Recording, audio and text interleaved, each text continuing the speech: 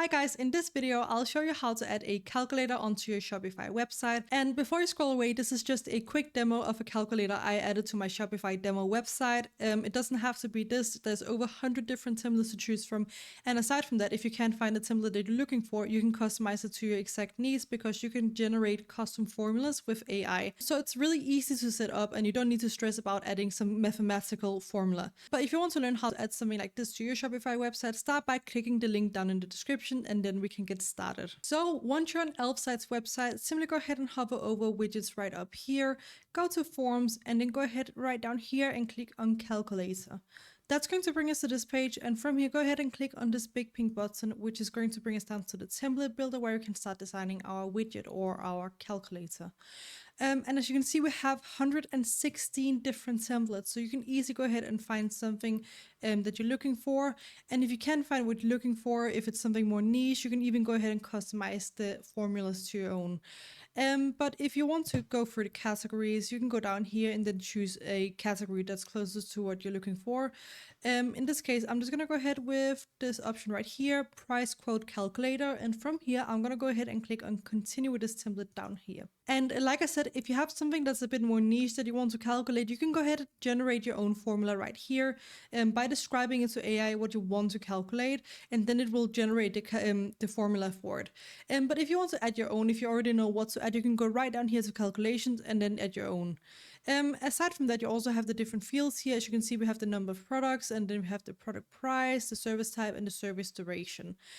So the quote might depend on what the customer put in here, and this will of course be reflected in the calculations or the the formula that you want to add. But if you don't need to add anything new, for example, if you're doing a calorie calculator, which is also one of the options here, you can just go ahead and keep it as it is. Anyways, once you're satisfied with your calculation, then you can go ahead and click on action over here on the left hand side. Then you have the redirect, the lead form, and the no action option. So right now we have the heading ready to get started, which is right over here. This is the lead form, so it's essentially if there's going to be an action form. If you choose no action, I believe this is not going to show. Yeah, exactly like this. But if it wants to be like a quote type of thing or like a contact form, if people are happy with the quote they get and then they contact your business, then you can choose a lead form like this. You can also choose redirect if you'd like, and then you can customize it to your liking like this.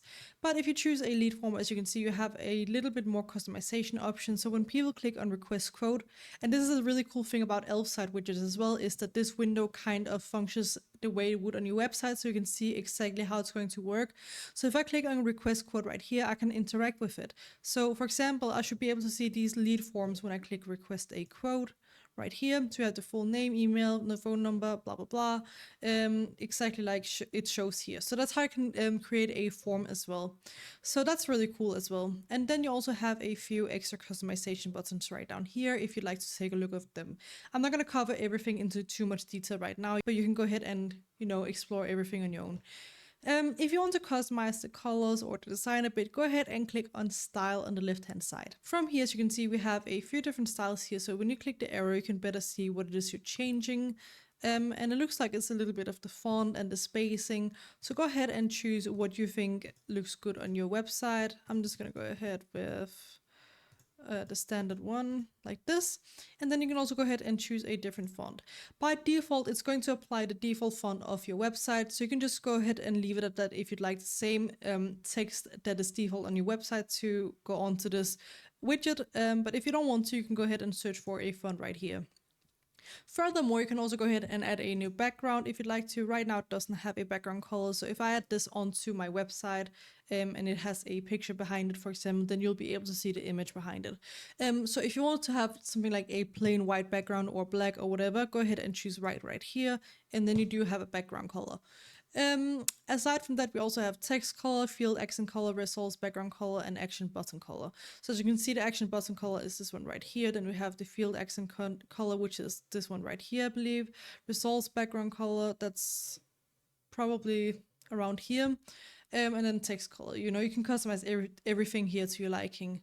And last, you have this settings section over here. From here, you can just go ahead and, kind of fine tune the widget if you want to have a different comma separator, whether you're European or American. And yeah, that's pretty much it. You can also change the language if you'd like, which might be suitable if you are seeing this from a different country than an English speaking one. But yeah, once you're ready to add this to your website, simply go down here and click on add to website for free. Now on your screen, it's going to pop up in a new window where you need to either log in or sign up to Elfsight if you don't already have an account. And once you've done that, it should look something like this in just a second.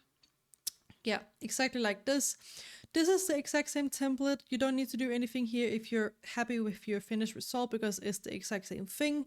And if you're ready to publish this to your website or add it to your website, you don't need to publish it yet. Simply go ahead and click on the big green publish button right up here, which is going to bring us to the plan picker.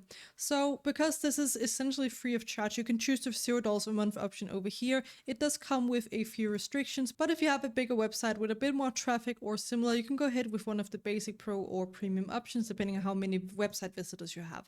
But for this video, I'm just going to go ahead with the free option by clicking the gray select button right here. And from there, it should open up like this. And then you just need to go ahead and click on copy code right here. And then it's time to head back to our Shopify website. Now, installing this on our website is super simple. You just need to go ahead and find the section where you want to add it and click on add section. I'm going to do it in the mid section of my website. It's just a demo website, just to show you how to do it. But go ahead and figure out where you want to add it and then click on add section. Scroll down until you see custom liquid like this right here and click.